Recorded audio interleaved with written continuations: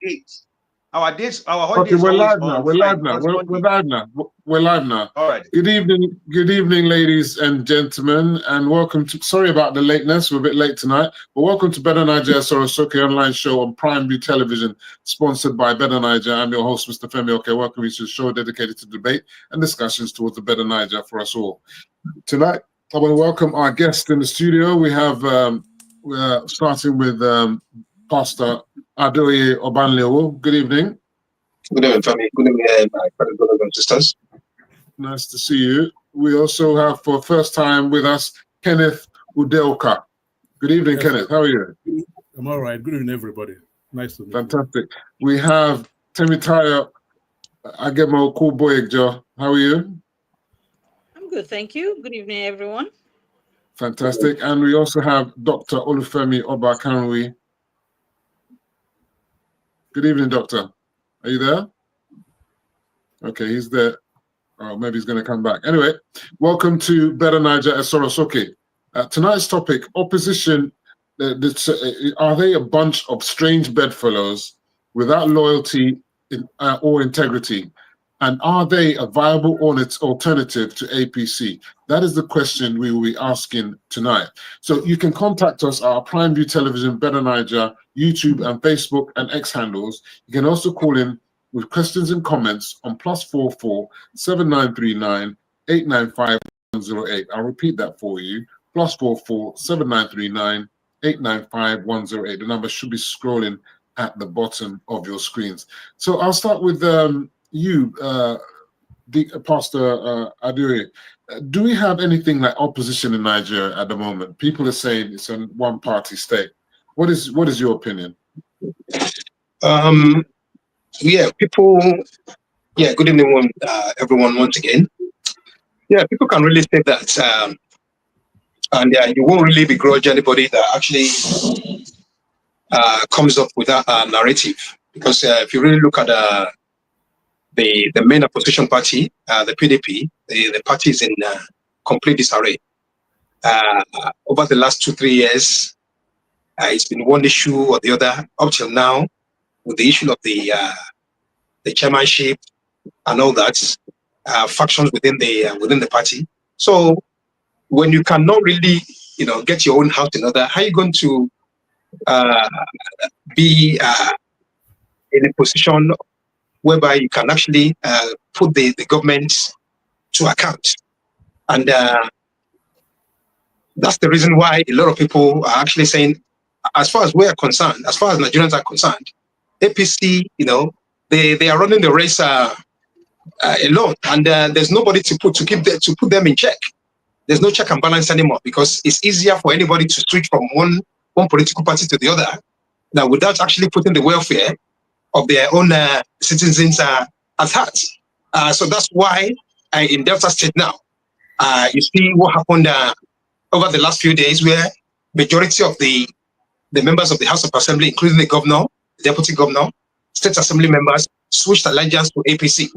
And at the end of the day, you begin to question the integrity of most of our politicians. Are they doing it for personal gains? Is it all about personal aggrandizement, or is it about the welfare?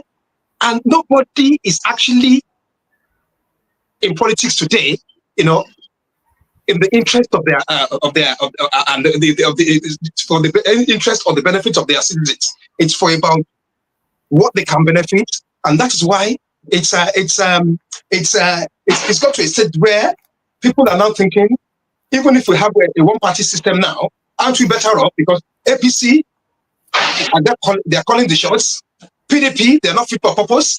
Labour Party, they are in disarray. So what exactly should we expect from our politicians that has not happened in the history of Nigeria? I don't think anybody has an answer to that question. And that's the problem, that's the situation. And even Femi, you will notice over the last few years, I've been a PDP member for 25 years, but every time you ask me a question about PDP, I'm always short of words, because I personally, a party that I love so much that I joined 25 years ago, coming up to 26 years now in December, I don't even have a clue of what is happening in that party anymore. With the efforts of a microscopic few who are trying their very best to make sure that they galvanize everybody together to make sure that they understand that, look, if we ruin the party, if we ruin this party, we all stand to lose. Nobody is going to benefit from a distorted party. But if we can align and put our differences to one side and understand that PDP as a party is bigger than any individual, then maybe, probably in the not too distant future, maybe we'll be seeing a different political party. But as far as I'm concerned, PDP, we are not people apostles. As far as the country is concerned, nobody is taking PDP seriously anymore, and it beggars believe that APC right now are a party that has actually betrayed the spirit of togetherness. What makes Nigeria what she is? It's calling the shots, and we have a president at the helm of affairs who have lost control. A president who at every point in time now has lost ground. A president that is just in office but not in power. And these are the things that you will expect from a political party that has lost its way completely. So, Femi, in a nutshell, to round up, until the narrative changes, until we get our house in order, I think APC are just going to continue calling shots, and people are just going to continue to switch bandwagons and move from one political party to another, just for their own selfish interest. Okay, I want to welcome Dr. Ishaka Shitu. Welcome to the show. Are you there, Doctor? I can see you there. Although your camera might be off, but maybe he'll come on in a minute. Kenneth, let me go on to you. Yes, I'm here. Oh, you're here. Welcome to the show. I just want to welcome you. Welcome to the show. You look like you're enjoying the weather. Yes, I'm just going to Paddington now. Okay. Okay, I'll come to the question in a moment. Let me speak to Kenneth. Kenneth, the PDP are in turmoil according to Pastor Adeoye. Labour Party are also in turmoil. Is Peter Obi the only man standing that may challenge President Tinubu in 2027? Though I'm not sure if he will be flying the Labour Party flag. What do you think? Is it going to be an obedient flag, or is it too late to have an obedient party? Good evening, everybody. Thank you very much. I think to be fair to everybody in this particular situation, yes, Obi could be flying the Labour Party flag, but how far is he going to go with the fly or the flying? And then at the same time, PDP is also going to fly their own flag. How far are they going to go? APC will also fly their flag. In essence, they are all political parties, but in a way, they lack ideology. So we don't know actually what they stand for. So it is very, very hard for Nigerians to decipher, to say, oh, this is the party I'm going to vote, or this party I don't want to vote for.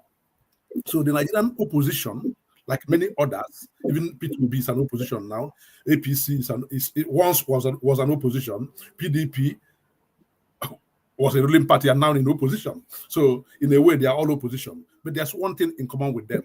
They are recycling of the same sort of people that actually it makes Nigerian political system a very diverse political landscape. It is very hard. It's like God's experiment to the impossible. That is what Nigerian political system is. Where a party, maybe a member of a party, just cross carpet to another party. Tomorrow he's gone to the other party. I will take you down memory lane when it comes to maybe real parties with policies, actually in a way. When they talk about maybe 1983 general election or those parties then, MPP, NPN, UPN, GNPP, and PRP, you can see that when MPN won the election, actually those parties formed a kind of alliance at the same time, but they were also a very strong opposition. PPP. Sorry. There was called the PPP, the alliance. NNPP, UPN, GNPP. PPP or PPA. Yeah, PPA, yes. Yeah, Alliance, yes. And you can see when they came together, you can see all of them. You see Awolowo with Zeke, with Ibrahim, Waziri Ibrahim, is it? Waziri, yes. Yes, and Aminu Kano. All of them together, coming together, and say they call themselves PPA from all their party. But it was very hard for them to get maybe a given political, maybe a very one candidate, because who is going to give way to the other?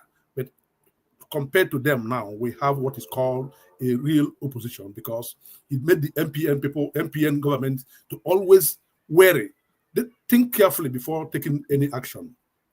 Now come back today, to this day where we have these parties. We have anyway PDP, and then PDP. Before the PDP, when we have this PDP, we have another party. It's not even PPA. We have Alliance for Democracy, and we have a CPC. All of them now, they try. One is like opposition, one is like a ruling party. Then you come to see how all of them today form their own political parties in a way that CPC now, AD now linked up with CPC, and they now formed APC. Then we have the PDPC going that they will rule for 100 years or 200 years, it may be, but they were not doing well. Then the alliance we're talking about now formed together, which is a very good one. The APC formed a very good alliance, which were members were across this PDP, and then they tried to muscle power out from Jonathan. So you can see opposition really worked in a way. But was it for the good of the people? That is another question.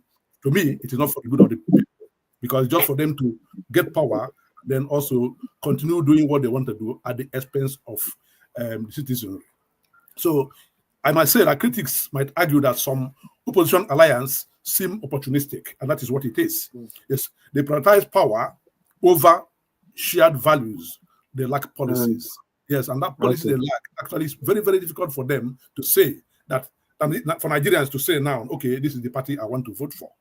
So this perception can stem from instances, where politicians switch parties the way they like, So in a way, I can say that there is nothing.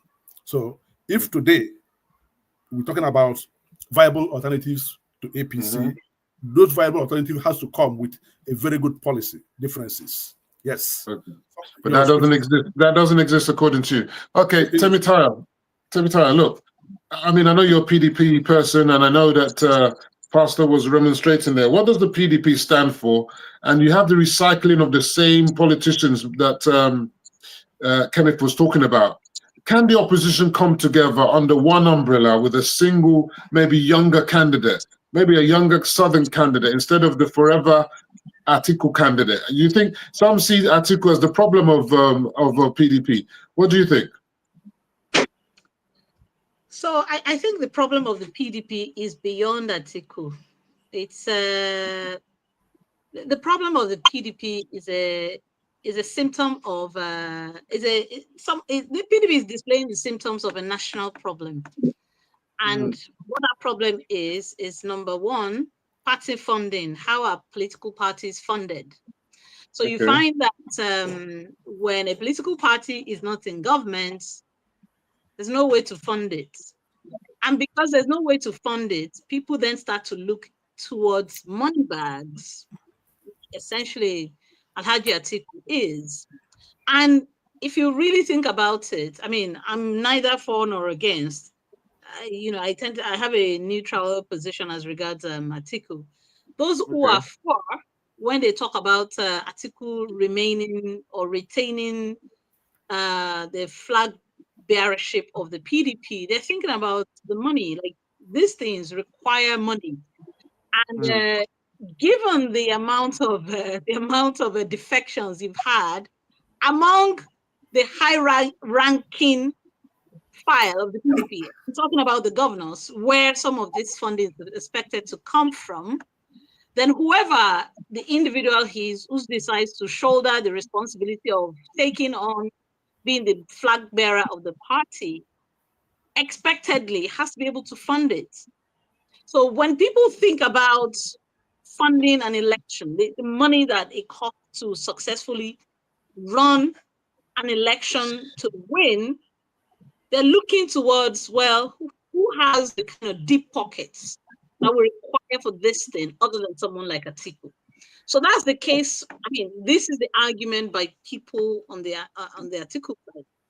Now, on the other side of it, there are people who believe that Atiku needs to step aside, and then let's now have a reorganization of the party. But then again, the moment Atiku steps aside, all of those who have issues with Atiku, they are currently like vultures, and all they're doing is circling. The moment Atiku steps out, you have all these people coming to hijack whatever is left. So right, the PDP, at least at the national level, feels very much like a carcass, and it's kind of like a winner takes for all. If Atiku steps aside, whoever has enough of deep pockets will take over. So, and believe it or not, even though people like to think that the APC is immune from this, I can promise anyone that the same fate is perhaps awaiting the APC. Because if you think about it, people tend to think of President Bola Ahmed Tinubu before he became president also like a sort of money bag. Even he has made pronouncements to that effect, that he is a money bag. So the moment he completes his presidency, the fight for the political success of the APC will then become the fight of who becomes the successor. So now, then start to ask the question, who is that money bag in the APC to, aside from President Bola Ahmed Tinubu himself, who is going to step into this space and continue to fund the party even when it is out of government? So for me, the fundamental issue remains the issue of party funding. And as long as it is only people who are in government, who are actively part of a ruling government, that are responsible for funding the party, we're always going to have this issue. So people don't want to lose that. And because they don't want to lose that, you see them say, you know, as they say in Yoruba, we want to be in government. We want to be those in charge of the coffers of the state. We want to be in charge of the treasury. And this is the only reason why, you know, we see this, you know, massive defections. And, you know, yeah. Okay. Well, let me get on to Dr. Ishaku. Ishaka, in the 2015 elections, Doctor, are you there? Can you hear me? Dr. Ishaka. Dr. Ishaku, can you hear me? Okay, let me go to Pastor. Pastor, look, in 2015, you know, the elections were won by the APC. They weren't in government. They were opposition. Though you had a lot of party governors, I think about 5 governors or so decamped from the ruling party. In fact, the decampment was the other way. It was from the ruling party, the incumbent government, to the opposition. We're not having that now. So the National Assembly are looking at the Regulation of Political Parties Act to regulate party funding, like what Temitai was saying. But now we've had all these governors, and these are governors from where we call the money bag states, Delta State, Akwa Ibom State. They're decamping to the APC. Doesn't that mean that the ruling party is going to be awash with money again come 2027? Yeah, Femi, if you take a critical look at what my sister Temitope said earlier, you see, there are so many flaws when it comes to politicians switching allegiance from one political party to the other, and they begin to question the reason why all of a sudden that has become so rampant in the last couple of years. Could it be a case of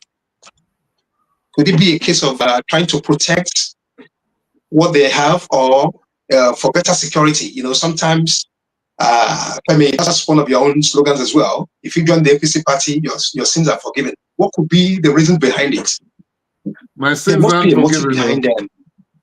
Yeah, you see, and if you listen carefully to what my sister said earlier, you see, it's all about, you know, how much funds they can generate into. You see, because he who detects the pipe, who plays the piper detects the tune.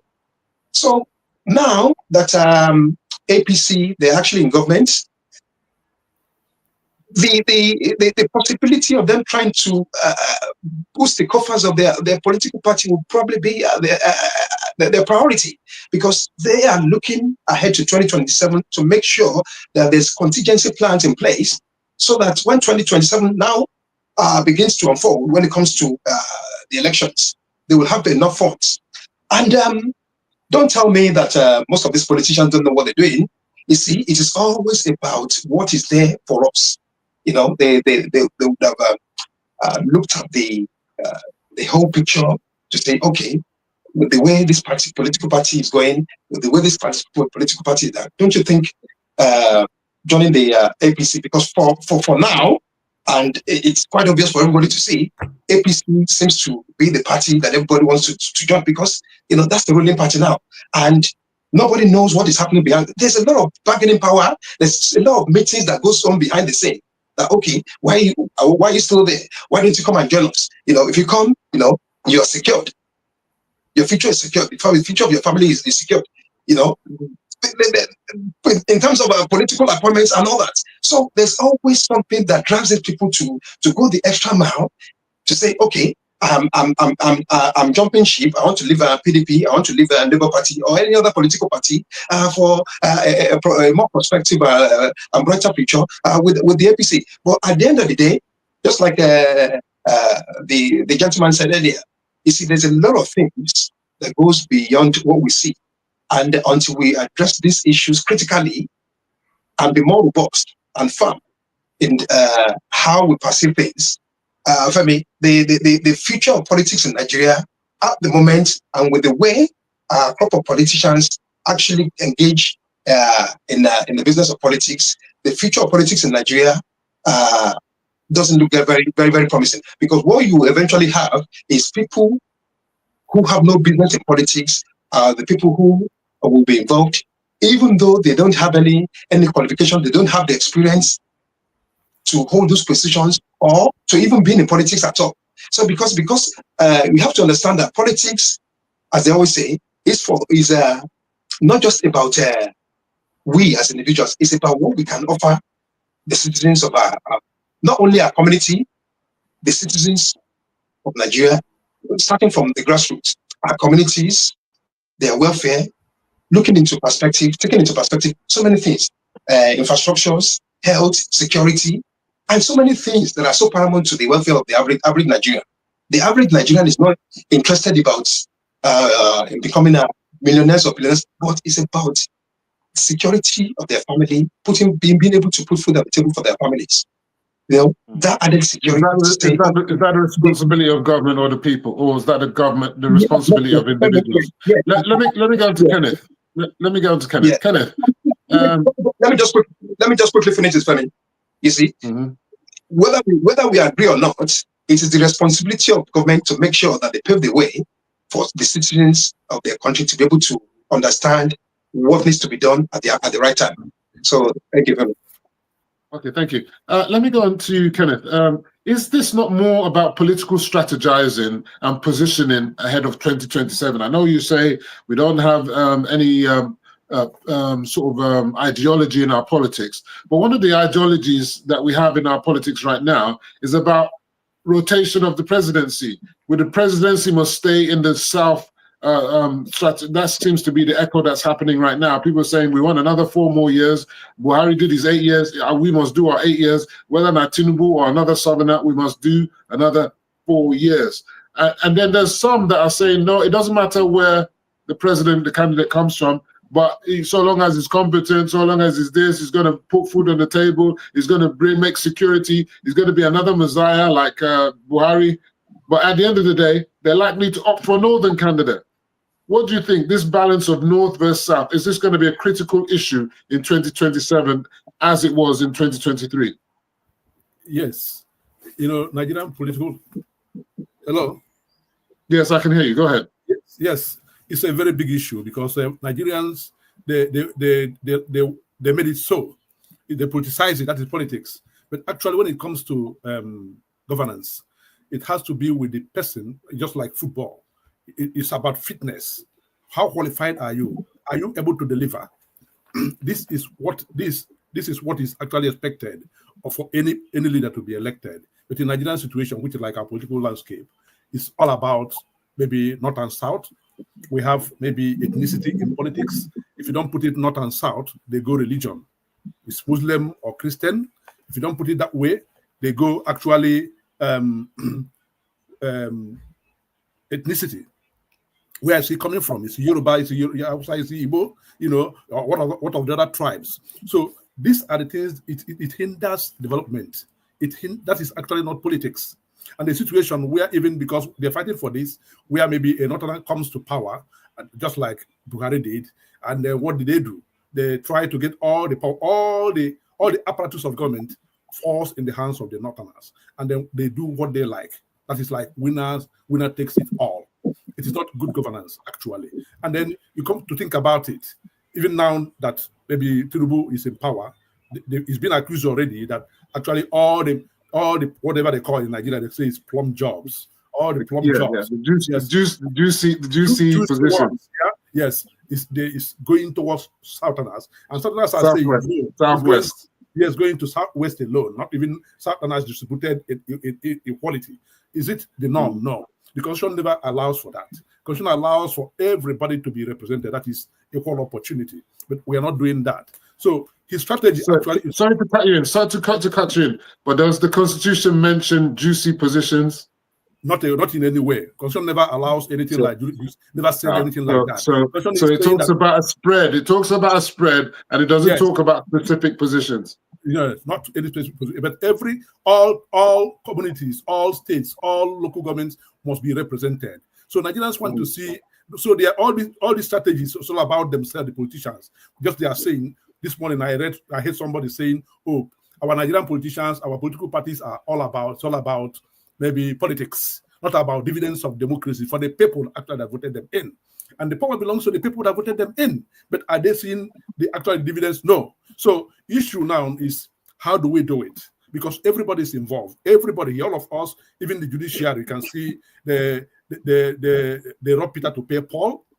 You see also the governors, they try to buy the judiciary.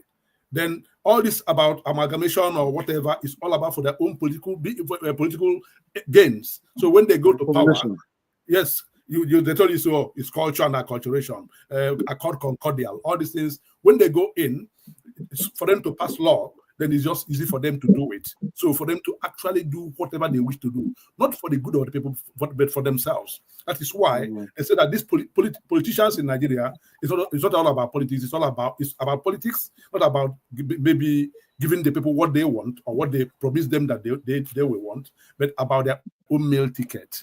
They are also, you can see them rotating themselves, because if they leave that power, they are ready to die in that power. So because that is where the money is coming from. They can use money the way they like. So think about it. How can a politician, maybe they said it's a constituency fund, and then he's not seeing it, and then people are dying, and people are, when the opposition is not there for them to say, listen, you're not doing this, you're not doing this, giving the people actually, and people too, also our people are very, very docile. To be very frank to you, you come in the next 4 years, you did not tell them, okay, have you given us the account of your stewardship for the past 4 years? Do they do it? No.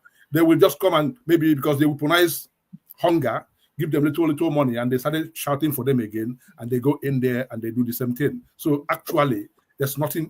Nigerian political system is very, very chaotic, and then to be fair to everybody and to all of them, they are not doing the right thing for the Nigerians. It's looking hopeless. Let me come on to Temitayo. Kenneth is making out that it's almost like it's hopeless for Nigerians to have any alternative to have dividends of democracy. What is the way forward with the way things are going now? What would you say is the way out of this mess?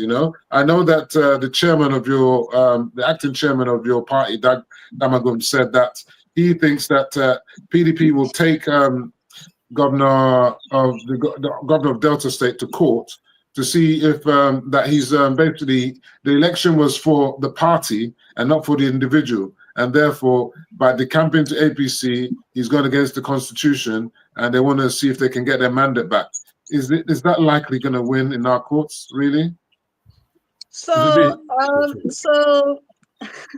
constitutionally, Damagum is correct. Ilya Damagum is correct. However, what part of the constitution are you? Which part of the constitution are you referring to? No. So the constitution does say that if you are elected, and this law has been tested, and I'm aware of at least 2 legislators who had. We're talking about governor. Doesn't say anything about governor. So, but the thing is, So, but the thing is, though, someone has to take it upon themselves to test the law as regards governors, because who else is going to do it aside from the State Assembly? But the State Assembly also has decamped with him. But all these people were elected on the platform of the People's Democratic Party. So the party is well within its rights to challenge this. Yes, to challenge it has local standing, you were saying. Yes. Yeah. Now, where it gets interesting, though, is that the governor of Delta State Defense might be, and this is allowed also constitutionally, that if the party that gets you into government, that elects you into government, is in disarray, constitutionally, you are allowed to decamp, to defect. So, very much so, Governor Sharif's defense might be that, well, the PDP is in disarray. Even the dead in Nigeria today now that the PDP is in disarray. And if that's his defense, it'll be it'll be a legitimate defense. So it'll be interesting. Pastor Oba mentioned that as his first statement that the PDP is in disarray. You know, I've always described your party as the People's Dead Party. Am I right now? It doesn't matter what you say. I don't agree with the APC. I don't agree with their style of government, and therefore we'll see what comes out. You know, wherever it ends. So I am going to be. You know, go to camp. You know, go to camp. Nah, why? Go and do what? I'm not under any pressure to be in government. So, and I don't necessarily have to be. So I'm in opposition, so I can challenge people like you the way I always challenge you. You want to roast me, Abi? Yes, no. So I was saying, yeah, to complete that point. Yeah. Whilst the party has locus to challenge the governors who are defecting, the governors also have a legitimate defense in saying that the party is in disarray and their defection. So I really would like to see how this will play out in the courts and what kind of arguments both sides would use to substantiate its case. I really hope, perhaps we'll have a new precedent set in this regard.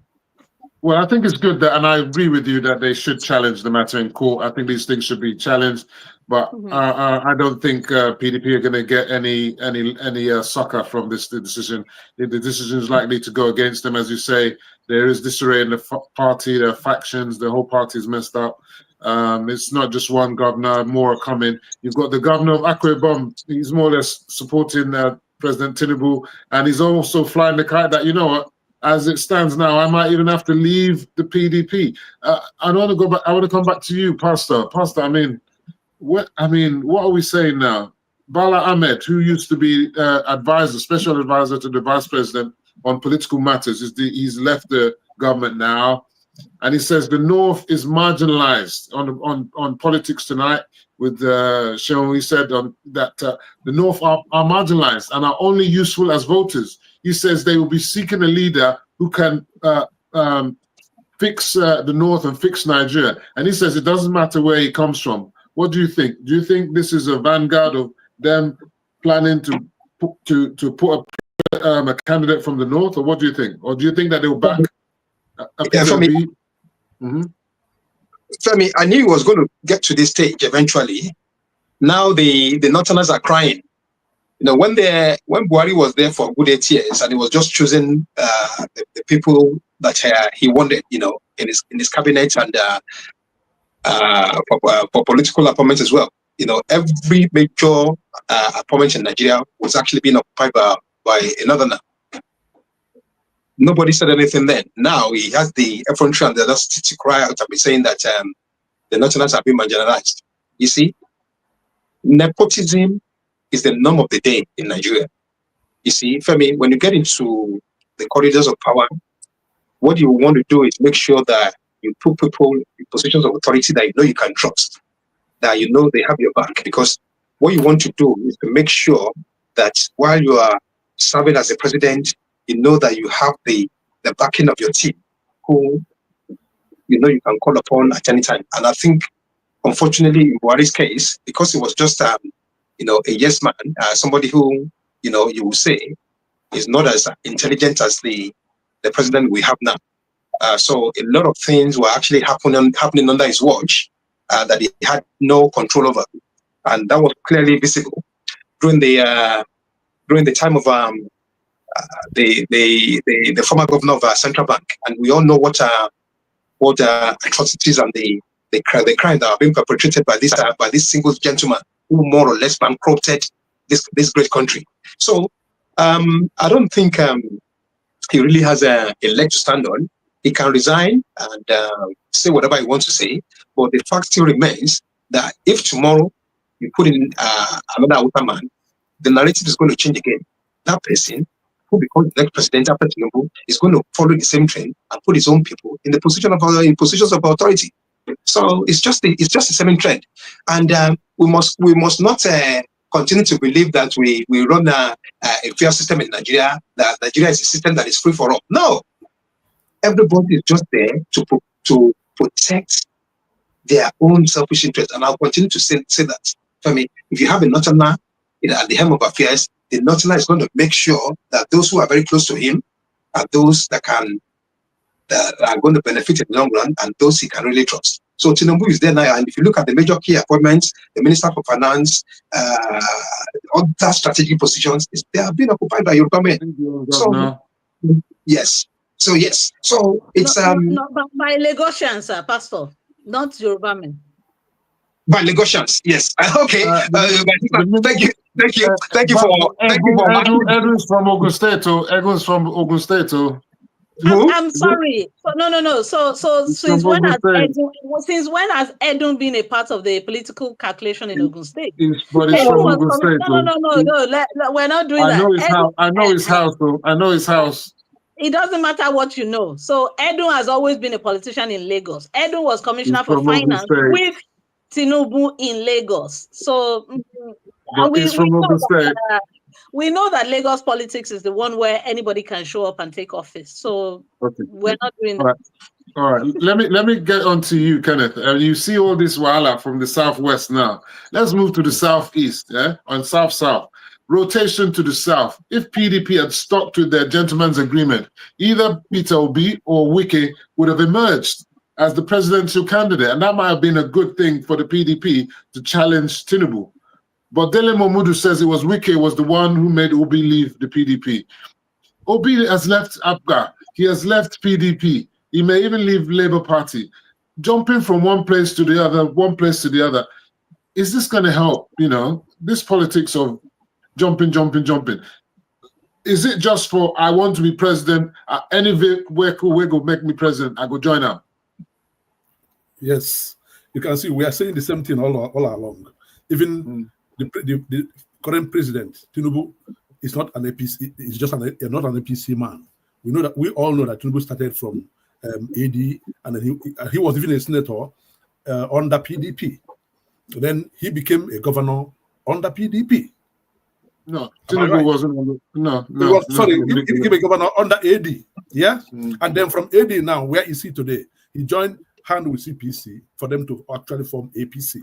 So then, when they talk about Peter Obi himself is not new to maybe what is happening in Nigeria. Maybe his own it's defection anyway from one party to the other, jumping from one party to the other. It's just permanent. They said it's permanent selfish interest for all of them. It's not that actually they have the good of the masses at heart. So Wike himself is also, you can see Wike even his own is so complex. Somebody who is a PDP is also working for APC and is even a minister under APC and having a problem in his party with PDP, trying to actually make sure that the party is grounded.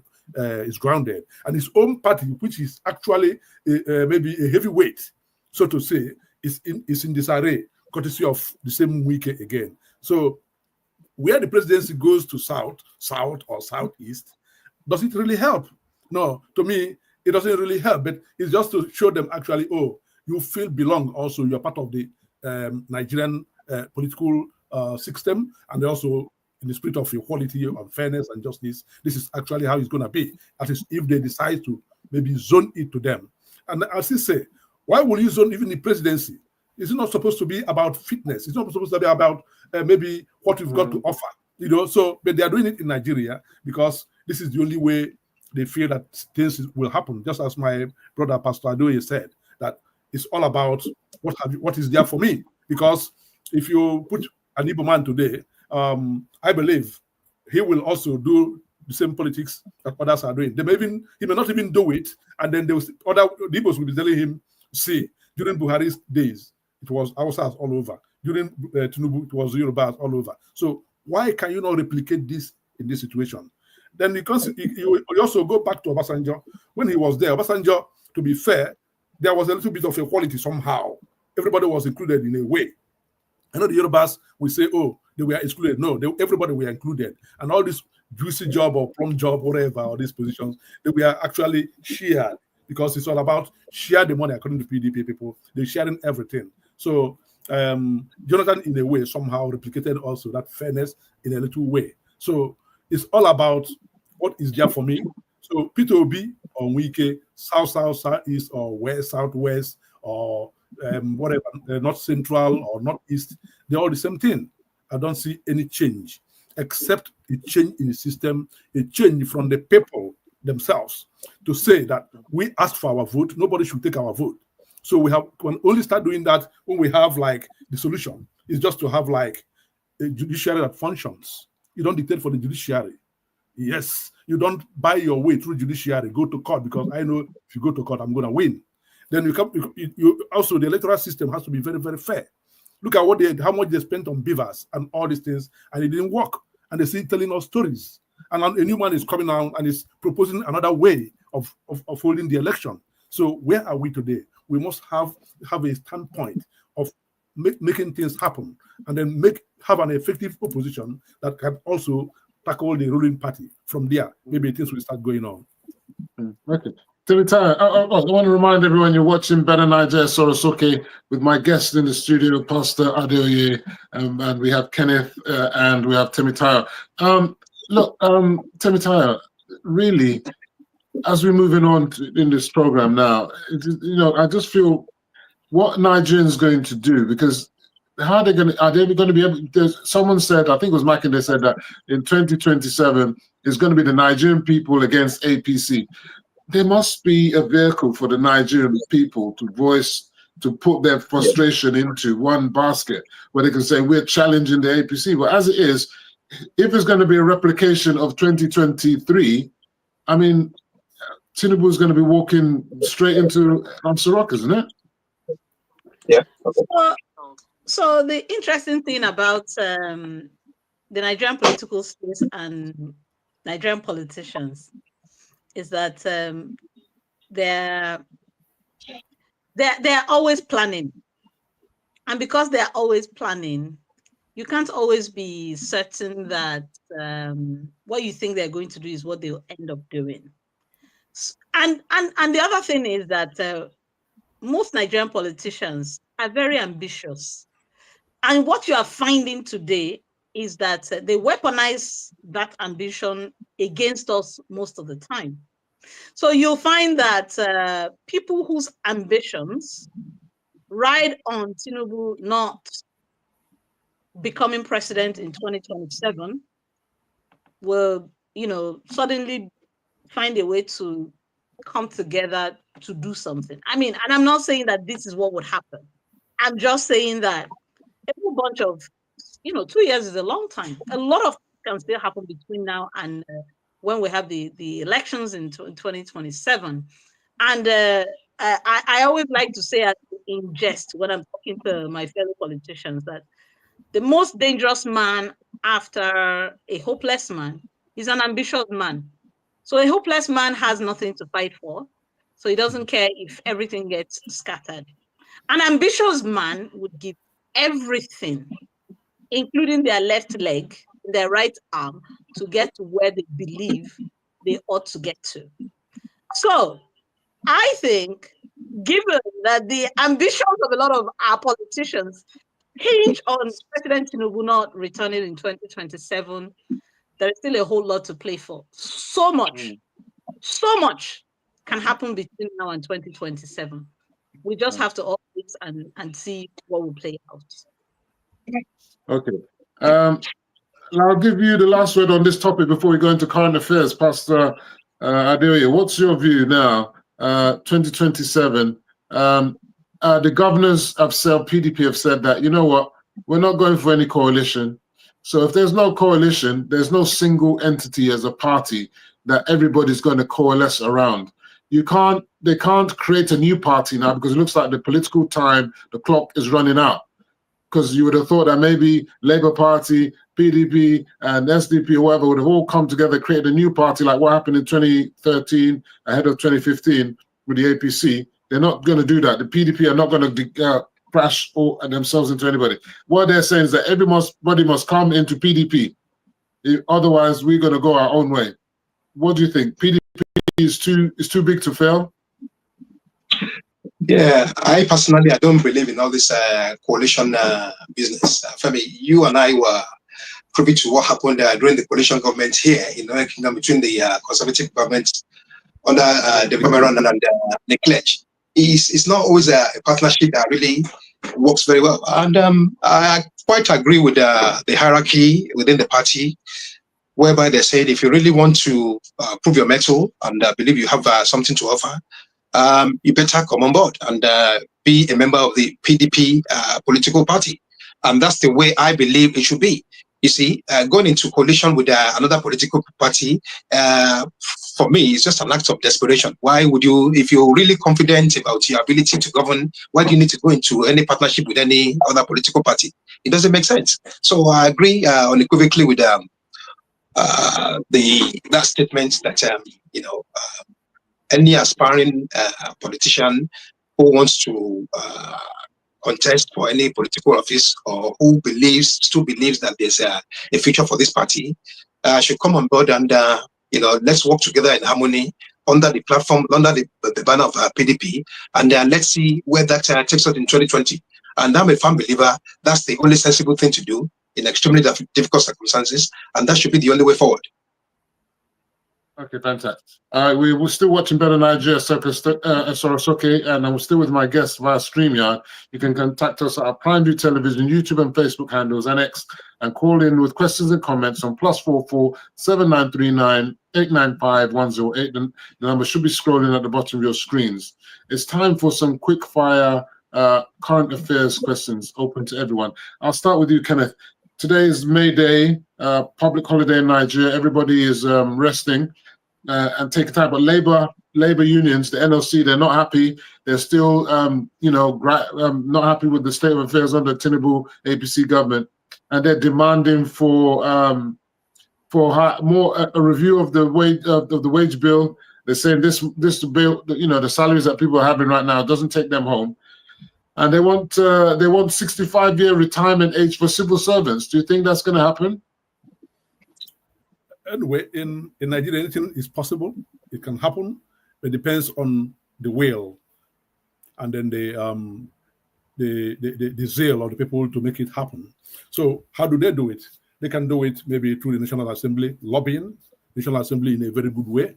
And then depending also the political will of the National Assembly to see things also with the masses on how they suffer and why they should, on the need for them to have this early retirement age of 65. So for it to happen, just as I said earlier, that the government has everything, all apparatus of the government. They're not even independent. Even the labor union you're talking about, they're not even independent. They're just saying, because actually things are very, very difficult for everybody. If you go to Nigeria today, even me, it's hard for us here, talk less of Nigeria. So there's need for them to actually see things the Nigerian people's way, the labor way, to see the sufferings they're going through, to see also some people even die before the 65 years, before they get up to 65 years. So I believe that it is good for if government can listen to them and give them like 65 years for them to be able to actually enjoy even the little fruit of their labor and also enjoy with their family before maybe they leave this mother earth. Okay. All right. Let me go on to Temitaya. What do you think? Senator Akpoti gave a very sarcastic apology to to the Senate president. What do you think about that? Do you think that's gonna get them to rescind the suspension, or do you think it's just gonna make more things matters worse and more salt on the wounds? You read the apology, didn't you? I read it. I wouldn't consider it apology, but you know, you never know.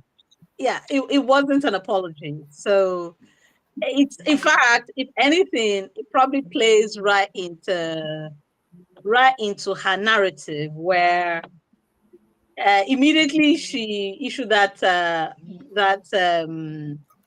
apology. I remember that I saw a headline. I believe Senator Akpabio's lawyer is Olisa Agbakoba. So yes. he issued a statement immediately saying, "Oh, Natasha Akpoti needs to talk about this matter because it's in court." And I thought that was funny. Like, she wanted a reaction, she got a reaction. So I thought that was funny. And yeah, I thought the court said I'd already told them that they should stop making public comments about anything on these issues. Well, and she didn't. She just said, "So you want an apology? This is what I'm writing in my apology." So, which it's okay. So she's. I mean, look, I'm very impressed with Senator Natasha, in the sense that she's been able to find a way around playing the legal game. So they say, so remember that time they said, "Oh, for security reasons, we don't want convoys, we don't want this," and she goes, "Right, okay, fair enough. I'm going to fly into my hometown." So that is not a contravention of the governor's orders. So this time around, they say, no interviews, no this, no that, and, you want an apology. She issues a sarcastic note by which forced the hand of the lawyer of Akpabio to respond. So I thought that was funny, and she's well, maybe her 9 lives are running out. There's not much more she can do now, I think. Well, we'll see. I mean, the matter is in court, and it's for the court to decide, and we'll see where we go. We'll see. We'll see if it fizzles out with a bang, or whether there's going to be an erection, as she talks about in her letter. Pastor, let me come back to you. Pastor, Donald Trump did 100 days in office. He's been widely seen as the worst. I mean, the polls have said that he's been the worst 100 days of any president since they've been making records. What's your view on Donald Trump? Is he the best thing ever? When he's on TV, he says, "You know what? Promise made, promise kept. I'm the best thing since sliced bread." What say you? Well, Femi, I'm not an American, and I don't intend to be one. You see, all I can just say is, when you put people in positions of authority and they tend to see themselves as larger than life, America being a global power, it is very, very important that you have a leader who can be trusted and who will try as much as possible to create harmony with other leaders across the globe. That's how it should be. But when you come and you want to stamp your authority by just coming up with some radical and some tariffs that really doesn't make sense, because you believe you're protecting the interests and the welfare of the United States, then it calls into question the sincerity of purpose. So personally, from a neutral perspective, and I speak as a human being, not because I have anything against the United States, not because I have anything against Donald Trump, but I think Donald Trump is only going to lead America into a situation whereby, after the Trump presidency, this country will look back in the next 4 years and say, "We wish we never had this guy as a commander-in-chief," because he's creating, and he doesn't actually even have a vice president who actually understands the importance of that office that he occupies.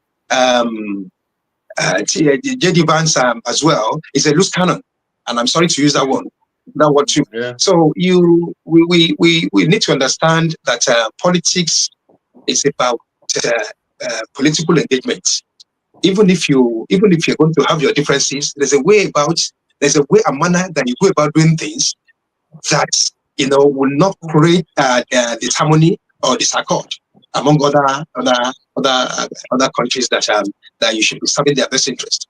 And as far as I'm concerned, 100 days of Trump administration is entirely up to the citizens of the United States to decide whether they have a good leader who is actually serving their interest who has their best interest at heart, or on the larger scale, which is through the international scope. Whether he's actually look at what is happening in Ukraine. Look at the game he's playing with them, and I'm really appalled and surprised with Zelensky as a president. Why would you go and sign a pact? Because the United States said they are giving you billions in handouts, and they need minerals, and you've gone to sign a pact with with the Americans without due consultation. Who did he consult? You see, these are the kind of things that that America will only support a country or invade a country when they know there's something they can benefit from that country. So, and it shouldn't be like that. It is high time that we learn from all these things and begin to take responsibility for our own actions as leaders. That our country and our respective countries should always take preeminence over any other thing. Because it is high time that our leaders begin to look at these things holistically. You cannot continue like this and expect prosperity to come your way. Prosperity is all about you doing the things that matter when it matters. Okay, we'll see what happens in the next. We'll see what happens in the next 100 days. Kenneth, what's your stance with regard to? I think in the UK we had a situation where there was a police officer who was found not guilty of killing a gang member in Croydon, and then now the IOPC, I think it's IOPO, I can't remember what it's just like a investigation body, have said that they're going to take him under investigation for basically maybe they didn't do their job well, and therefore he may be fired now. Was it an extrajudicial killing, or what? How do you see the whole thing? In a way, you can say it's an extrajudicial killing, but it's not proven because there was no case against the police officer. So had it been there's a case against police officer, and you can say, okay, it's extrajudicial killing. So the circumstances surrounding the killing is what we have to look into in this case. How did the gang man died? How was he killed? Yes, and this issue are the issue that they never brought up to light. It's not to light. So now the investigation, even before you sentence somebody, there must be an investigation, and then that investigation has to be thoroughly carried out to avoid being accused of maybe unfairness. Yes. So this is a situation where the government, in a way, because we still believe that in this government, in this government that we are, not about Kestama, the British system or the white man system. Fair hearing. Yes, there's something like fair hearing, even when they claim to be. So you can get away for murder depending on the nature on the color of your skin. But in a way, there's sometimes there's some area where you can say, oh, they carry this decision very well. That actually there's justice. But in a way, there's still no justice in this situation because thoroughly this killing of this gang man was not thoroughly investigated. And if because I know that sometimes some people are found guilty, some even kept on death row or maybe life sentence, and then in between, maybe after 20 years, 50 years, or whatever, as that case may be, then the evidence surfaces that. Yeah. So by then, the Birmingham 6 or I think it was Birmingham 6 or 5. I can't remember. Yes. Yeah, so in this situation now, what do? You can see that there's look at Stephen Lawrence case also at the same time. They have been actually doing everything they like, even protecting also those white folk that killed Stephen Lawrence. Yes. At the end of the day, evidence surfaced that this man was actually, these are people that killed him, not what they were telling us. So there's the justice system here is somehow, it's not 100%, but I can give them like 60%. So Nigeria is not the only place with the confusing judicial system. The last word for you, Temitayo, and it's about petroleum. The federal government of Nigeria has put a benchmark of $75. Oil price is now more closer to $60. Maybe it's going to go below. The Brent crude, I think, is about 61, 63. What say you? It's going to affect the budget, isn't it? Is there going to be more borrowing for the federal government? All I can say is that Nigerians should brace themselves for the years ahead, because what it means is that the government would have less money to spend. And there is either a choice to either have a slimmer budget or to borrow. And then we've been having this conversation around government borrowings, how much we've borrowed, the fact that President Tinubu has somewhat kicked the can down the road and reamortized some of our loans to reduce the the monthly payments. So if we're now on, if oil price continues to kind of trade below the budgeted benchmark price, then there are even tougher days ahead than we are already experiencing, and that's not good. I mean, that's really, really bad news, because essentially it means that the economy is going to become even more tight. So whoever was in government, Timothy, I always say this, they'll be faced with the same facts. Could they do anything different? So whoever is in government, if they are not creative, if they don't think about how to increase income outside of petroleum. I mean, one of my pet peeves about Nigeria, and I'll mention this very casually. Nigeria is so undermined. When I say undermined, I mean in terms of the mining sector in Nigeria is a disgrace. The amount of money we can get out of mining, I think we can probably get 10 times what we get out of petroleum. But we have people who are perhaps too lazy, or perhaps petroleum, because it's more mature, it's easier to get the money from petroleum, haven't even bothered.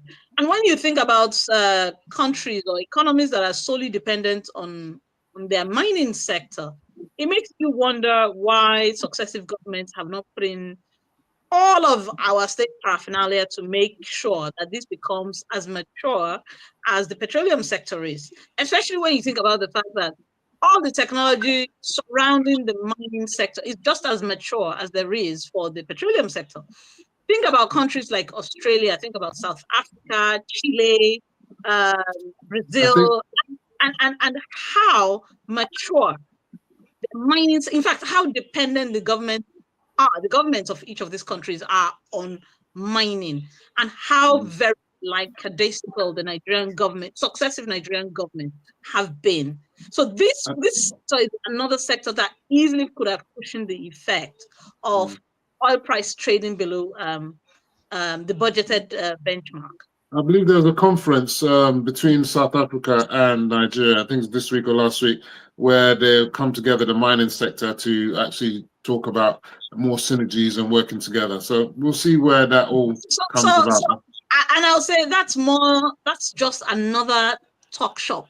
In fact, one really, really interesting headline that I came across, a few weeks ago, maybe like 2 weeks ago, that I found really, really, really annoying, was how the Nigerian government decided to go and bring in the French to come and use their satellite technology. I hope it's not NEPA. I hope that's not NEPA.